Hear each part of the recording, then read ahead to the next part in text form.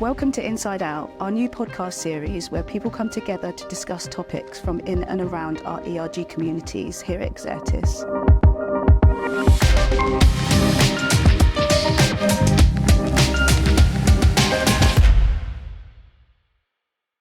Hello. Thanks for joining us, Anbreen. Thank you. Welcome to the next instalment of our ERG podcast called Inside Out. Today I'm joined by Anbreen. She's one of our committee members and she's going to be talking through Ramadan and Eid with us and just sharing some personal experiences. So thank you for joining. So I just wanted to kind of start off by asking you if you wouldn't mind giving us a bit of an introduction to yourself and how long you've been at the company and what you've been doing with us with the ERG. So my name's Anbreen Ali. I've been here about 4.5 years and I am the Senior Credit Risk Analyst at Exertis. I joined the ERG when it first started up. And since then become a committee member, and one of the latest things that I've done was do an interactive session on the difference between race, nationality and ethnicity. But since then things have picked up and we're doing bigger things. Yeah, absolutely. Yeah. And can you tell me why you joined the Ethnicity ERG? So one of the main reasons why I joined was because firstly, that knowledge is power. I don't know everything about my own culture, my own faith, my own religion, but I don't know everything about anybody else's either. So it's more of a learning curve for me to learn about other people as well as me giving out knowledge to other people. It's also about like helping people who can't voice their own opinions, can't voice their own concerns or things that they might want changing, improving, or things that are going well. And just making it a better place for everybody to work. Yeah, absolutely. And actually, you touched on the coffee morning that you did, which was fantastic. How did that go down? Like, what kind of feedback did you get from that? It went really well. Like, I was really nervous at first, but it went really, really well. I had a lot of good feedback come out of it, and there was quite a few people who joined the Ethnicity ERG after that. I had one of the directors approach and ask if they could help out and how to join, how can they help out. So it was a big success. Yeah, fantastic. Yeah. And actually, did you find, because I know we'd kind of got together quite a few times before, like with the planning and everything, do you feel like it sort of like helped your confidence with doing things like that in the future in the ERGs? Definitely. I think, but without you, obviously, wouldn't have been able to do it. No, but I think it helps planning it in advance. You can wing things, but you don't know how smooth they're going to go. Well, you don't know how smooth anything's going to go. Yeah. And there's always going to be the questions that you are asked and are unexpected. And there's always the fear of giving the wrong answer as well. Yep. Which is why, like, one of the main reasons was why I joined is so that I know what I'm saying is correct and factual to others. But like that, we respect each other's opinions, religions, faiths. Yeah, absolutely. Thank you. So the reason why we asked you to join this session specifically to talk about Ramadan and Eid, we've got Ramadan coming up in March, which we'll be doing some activities around that, like we did last year. But can you just kind of give a bit of an explanation on, what is Ramadan, what is Eid, just to kind of start us off? Yes, so Ramadan is the 9th Islamic calendar month, and it is the most holiest month for Muslims. It's the month that the holy book, the Quran, was revealed to the Prophet, which is why it's the most holiest month. And it's one of the 5 pillars of Islam, and we fast throughout the month. So for 30 days, we continuously fast, and we fast from dawn till sunset, which means we can't eat, we can't drink, no smoking allowed, and it's consistent praying, and it's more of a way for you to ask for forgiveness for your sins, but gain the blessings as well. It's usually like where everybody gets together and you kind of disconnect from the world. But it's not easy either. Absolutely, yeah, I'm sure. Because actually, something that we worked on together recently was some recommendations for support. The reasonable adjustment. Reasonable adjustments, that's it, yeah. Yeah. So we were kind of asked for some input on reasonable adjustments. And actually, that process of looking at some of that with you was quite an eye-opener for me in terms of making sure that people can have breaks when they need them, actually remembering that some people are probably going to be tired at certain times of the day because of fasting. It was actually quite an eye-opener.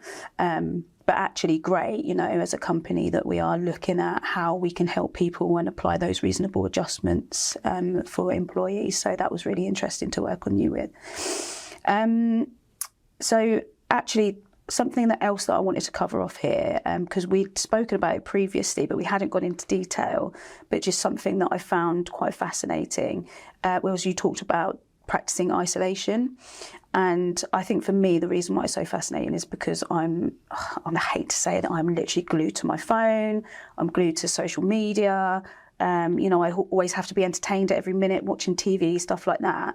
So when you mentioned that to me, it fascinated me. So would you mind just giving some detail around what isolation is, what it involves and why you do it?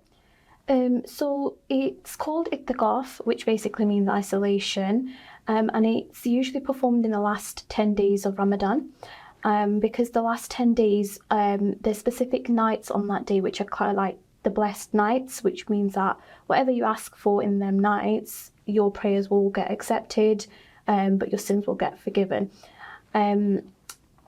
You basically have to shut yourself off from the entire world, so no communication with anyone, no talking, you don't have your phone, no entertainment, nothing like that. And you can either perform it in your house in a room or at the mosque. And it's literally 10 days of meditating, praying. Wow. I've performed it 8 times, but it's a voluntary act. It's not compulsory, so you don't have to do it. I've got friends and family who've never performed it, but I think since the first time I did it, it really I just kept wanting to do it because you self-reflect, and it is hard. It's very difficult. Like I'm always on my phone and on Instagram, Snapchat, but putting it away the first day is always difficult. Yeah, I can imagine. You just reach out for your phone and it's not there. And you're literally just praying for the full 10 days, but you're fasting alongside it. So that's also difficult. Like you're not talking to anyone. You haven't got a distraction. You haven't got a distraction. Yeah. It's less sleeping, more staying awake. Yeah, you're reading the Quran, you're reading prayers, you're building up your knowledge. You can read books on like different factors throughout in the religion. And then after the 10 days, obviously you've got Eid, which is the celebration, but it makes you realize that doing that for the 10 days makes you realize like we're so involved in our own lives, and like your job takes over, your family takes over, but you never realize like, right, I need to work on myself and I need to fix this, or I shouldn't be doing this, or I need to cut this person off. And it's almost like a self-discovery journey, isn't it? Which is it sounds amazing, actually. It sounds like something that we could all do with doing. But you need to be, I feel like you really need to be really strong-willed to do it. Yeah. You must have a really strong mind, because it sounds your difficult. mind can take over. You know, like people are scared of their own thoughts. Yes. And I am getting that. Being left alone is not comfortable. Yeah. It's not comfortable. Because you're just so used to sound, and, you know, like you said about social media and your phone, you're just so used to having something there. And it's, you know, although it's not a person, it's like company almost. Wow, that's amazing. So what made you want to start doing that? So one of my friends had actually done it, and she said that she felt really, really different after, in terms of like being more closer to her faith.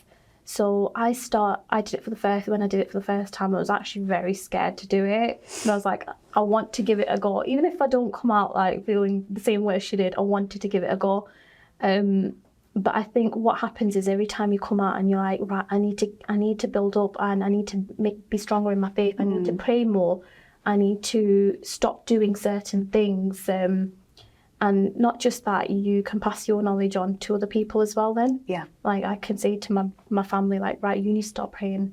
You know, you shouldn't be doing this. You should be praying. You should be doing this. You should be doing this. But it humbles you. That's what it is. It really humbles you. Yeah. You take so many things for granted. Yeah. And you realise that actually that's so simple, and we just make it difficult. Yeah. Amazing.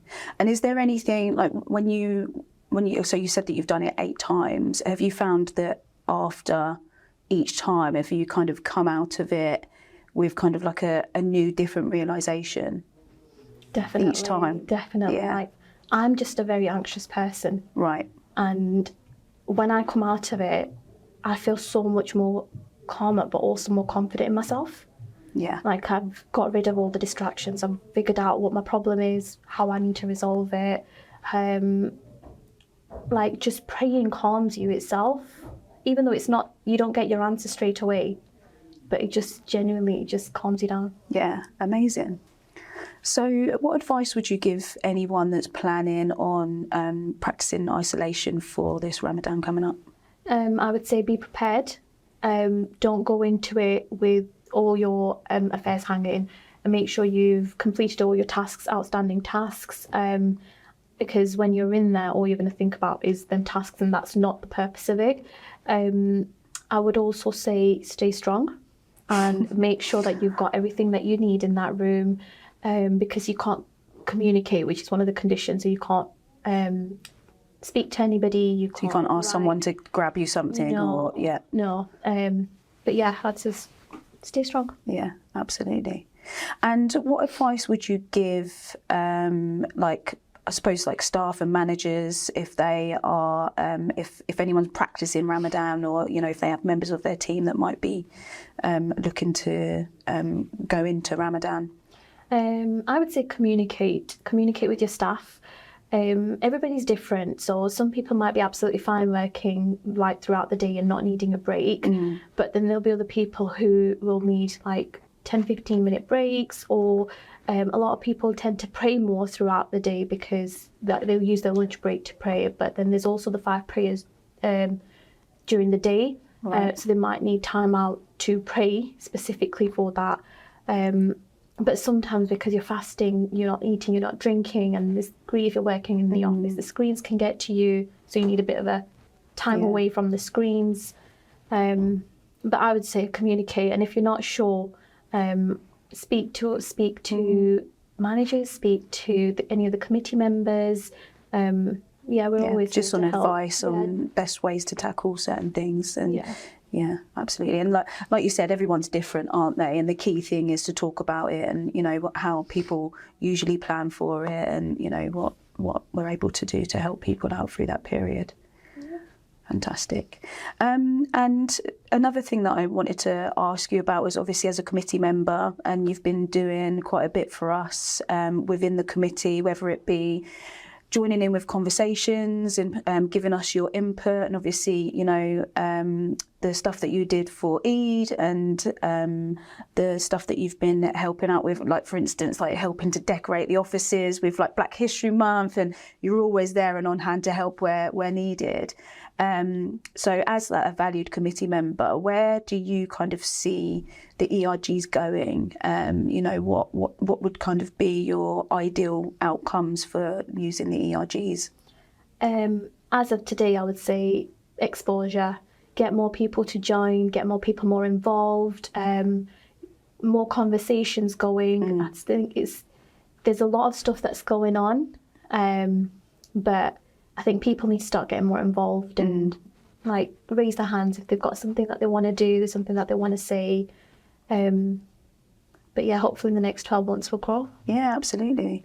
And I think as well, obviously we've got our calendar for the next year on some of the plans that we want to do. But I think I would say as well for people to just, you know, reach out and let us know if we've missed anything, you know, because there's always potential for that to happen. Yeah. Exactly. Yeah. So, you know, if there's anything that we missed, to kind of speak up and let us know, definitely. So is there any exceptions to the rule in isolation? Like, what if you were ill, for instance? If you were ill, you can write a note to whoever's outside. Like if you're in the mosque, it'd be somebody who's looking after the mosque, or if you're at home, it'd be anybody at home.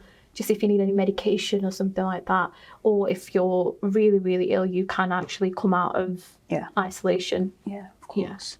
So if that did happen, you had to come out of isolation and kind of break it, would you be able to like start it again, or is it kind of like it doesn't really work that way? It doesn't really work that way. Yeah. Like the 10 days are voluntary anyways. Yeah. But some people who do have medical conditions and who do really want to do it tend to do the last 3 days of Ramadan rather than the full 10 days. Right. Yeah. It's equally the same, but it's just a shorter period of time. Yeah, absolutely. I suppose if you're unwell or you've got an illness, it's still something that's like quite. It's going to be something that's going to be quite difficult. Yeah. Still anyway, even to do for 3 days. Did you have any questions that you want to ask, or anything else we need to cover off before I go into like wrap up? I think in Ramadan though, just the one thing that people should be aware of is like not all Muslims fast. So if you've got certain medical conditions, or if you're pregnant and you're not fasting during them days, so just kind of be respectful of that as well. Yeah, and not so if you see someone who's like eating, or it's not going to be like, oh, I thought you was fasting, kind of thing. Exactly, yeah, absolutely. Everybody would have a different reason as to why they're not. Yeah. Okay, thank you for that. So at the end of Ramadan, what happens at the end? Like, how do you celebrate? Obviously, I know a bit about Eid, but I don't know loads about it, so you can just explain a little bit about Eid and what you tend to do during that time.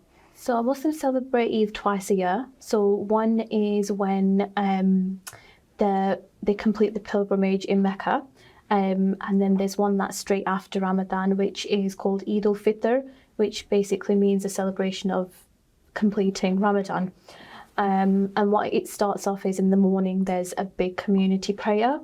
And then from there onwards, everybody just gets together with their friends and families, and you've got like feasts, and you're just meeting everybody and just spending the day with family.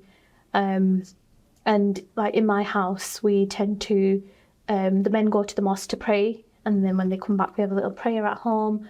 And then we all just get ready, dressed up in our fancy clothes, and then we go to my grandma's house, spend some time there, and then all my cousins and aunties and uncles come to our house in the evening. But there's just so much eating through the day, like for the 30 days. Yeah, I can imagine. I can imagine. Oh, brilliant.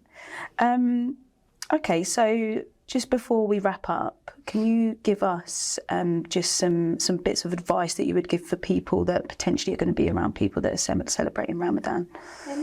I'd say be respectful. So don't keep offering them drinks throughout the day. I know it's quite hard to remember that somebody's fasting. If you're going to eat around them, just ask them if it's okay. Some people are okay with you eating around them. Some people might not like it. Like I'm absolutely fine, but the smell of coffee gets to me. Like the smell maybe so. I was going to say, people eating around me during fasting, I know myself, that would kill me. It does not bother me. Yeah. But it's the smell of coffee. But I'd just say, just ask questions. Like if you're unsure if somebody's going to be offended by something, or if they might be more respectful towards you, like they might want to walk away whilst you eat in peace. Like everybody's different. They've all got different needs, different, ways of practicing it. Yeah, absolutely. Well, thank you for that. So that wraps up this session's podcast. I hope everyone will be able to join us for the next one. If you'd like to join our ERG, or you have any feedback on the topics that we discussed today, or you have any ideas for topics to discuss in future sessions, please get in touch using the link in the description.